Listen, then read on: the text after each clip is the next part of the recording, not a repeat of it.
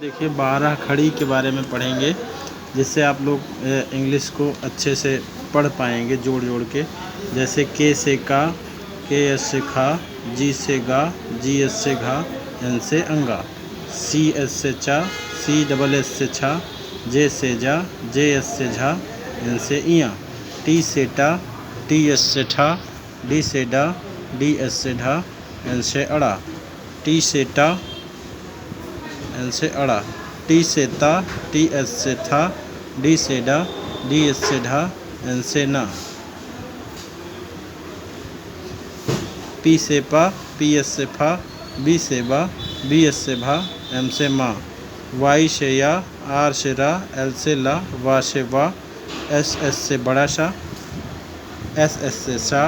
S से छोटा सा, एस से हा, के एस एस से छा, टी आर से त्रा, जी वाई से ज्ञा।